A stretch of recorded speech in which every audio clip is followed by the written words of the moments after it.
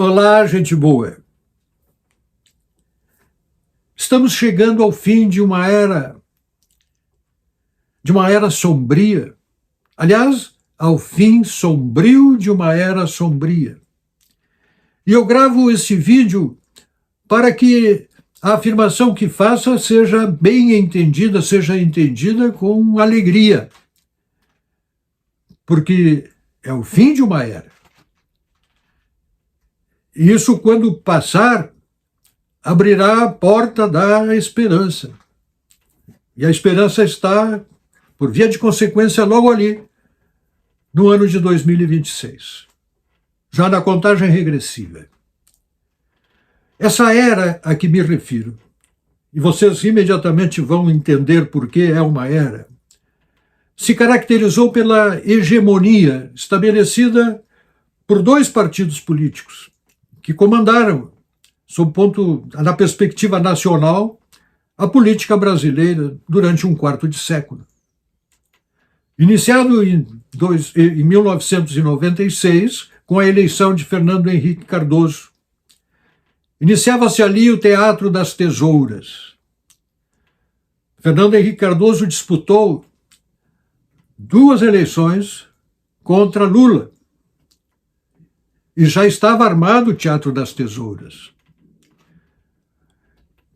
Só para esclarecer, teatro das tesouras, no qual provavelmente muitos já ouviram falar, mas para quem não sabe, é uma situação política em que 2 partidos disputam entre si a primazia, embora ambos tenham o mesmo objetivo. Foi o que nós tivemos aqui no Brasil com PSDB e PT, ou com PT e PSDB. É como se, fazendo uma analogia com cafezinho, o PT é cafezinho esquerdista amargo. PSDB é o mesmo cafezinho, mas com adoçante. Questão apenas de paladar, porque a direção para a qual se vai e pela qual fomos, em direção à qual fomos, o caminho que tomamos ao longo de um quarto de século dessa hegemonia, porque absolutamente não deixou esse teatro das tesouras, não abriu espaço para o pensamento conservador, para o pensamento liberal. E quando esse pensamento surgiu, lá por volta do ano de 2016, foi um pânico. Um pânico, porque o fascismo estava chegando, e desde então não pararam mais as acusações e os ataques a esse inesperado surgimento de uma corrente de pensamento que não era de esquerda num país que eles hegemonizavam, cuja política eles hegemonizavam. 6 eleições consecutivas para presidente da República, entre PT e PSDB. E os partidos, pensamento político mais à direita ou à direita, não encontravam espaço algum para uma disputa no plano nacional. Candidatos apareciam aqui ou ali esporadicamente, mas como era necessário vencer, superar o esquerdismo mais amargo do PT, então votava-se no PSDB, que se beneficiou disso.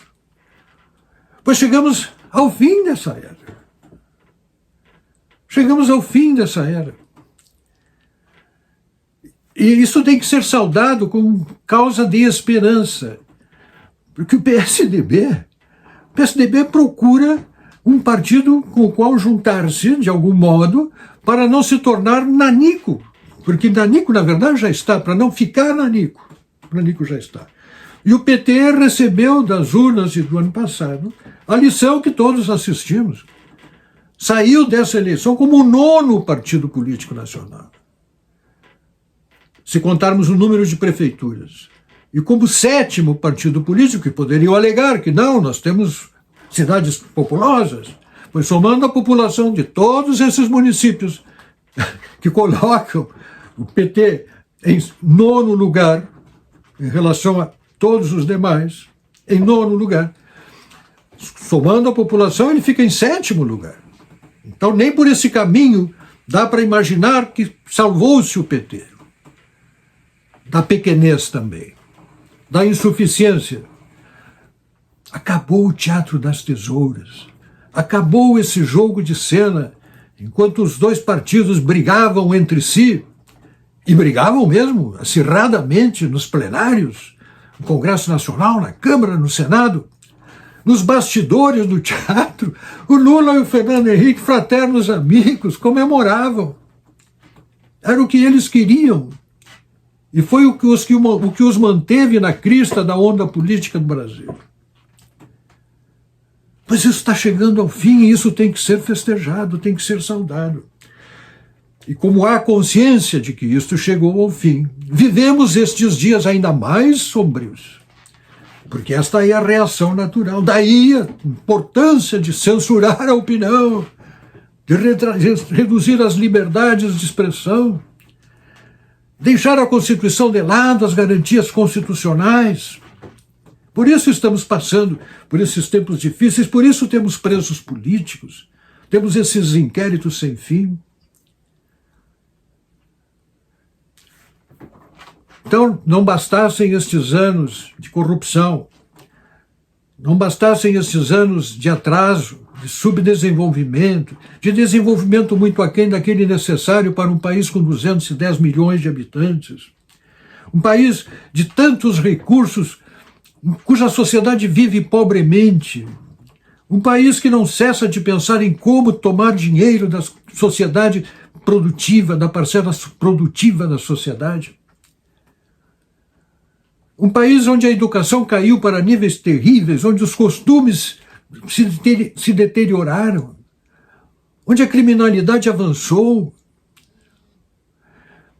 E não bastassem tantos males, a insegurança se reproduziu para onde não estava previsto que isso viesse a acontecer, nem nos nossos piores sonhos, porque a insegurança física que já tivemos, que se agravou com o avanço da criminalidade organizada, não bastasse a insegurança patrimonial, que já tivemos, mas se agravou, agora temos a insegurança jurídica, a insegurança em relação à própria Constituição, a ruptura dos canais de representação, sinais de uma era que chegam ao fim e da inconformidade que esse final está gerando daqueles que dela se beneficiaram. Então, meus amigos, olhamos para frente, olhamos para o horizonte, com a certeza de que tempos melhores virão. E isso estará em jogo, no plano da política.